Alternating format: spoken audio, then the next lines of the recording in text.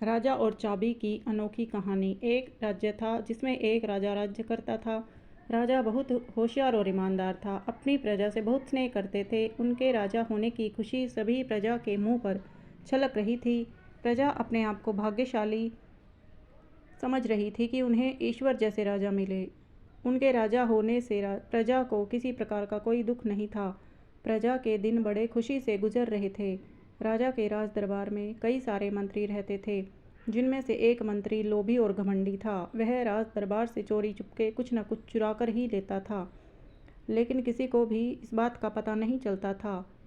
कभी सिक्के चुरा लेता था, कभी आभूषण चुरा लेता, तो कभी कभी ऐसी वस्तुएं भी चुरा लेता था। जब राजा को इस बात का पता चलने लगा कि राज दरबार से रोज़ाना कुछ न कुछ चुराया जा रहा है, तो उसे इस बात का बहुत दुख होता है कि हमारे राज्य में ऐसा काम करने वाला कौन है।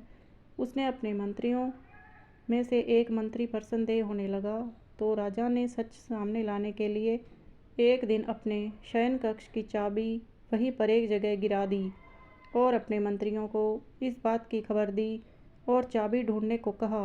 सभी मंत्री चाबी ढूंढने लगे और राजा उन पर नज़र रखने लगा।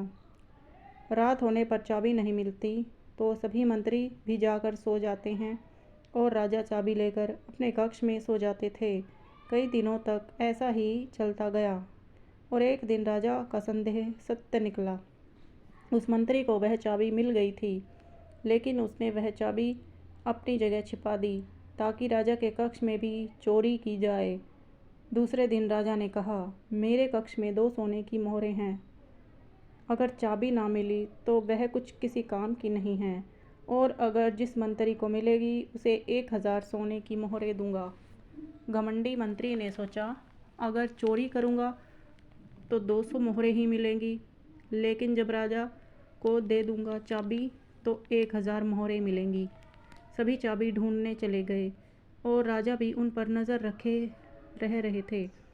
तभी उस मंत्री ने इधर उधर देखा और चाबी उठाकर राजा के पास आ गया और राजा को चाबी देते हुए बोला, इनाम मांगा। तो राजा ने कहा, यह चाबी मैंने ही गिराई थी ताकि सच का पता चल जाए। तुम चोर हो। तुमने लालच करके चाबी मिलने के बाद भी उसे छिपा दी और फिर इधर उधर देखकर चाबी उठाकर मुझे दे दी। तुम्हें लगा कि किसी ने तुमको देखा नहीं होगा और 1000 मोहरें मुझे मिल जाएंगी। मैंने सब कुछ देख लिया था। तुम लालची और घमंडी मंत्री हो। इसका पता लगाने के लिए ही मैंने ऐसा किया था। राजा ने उस मंत्री को अपने राज दरबार से बाहर कर दिया। फ्रेंड्स, कहानी पसंद आए तो लाइक, शेयर और सब्सक्राइब ज़रूर करें। धन्यवाद।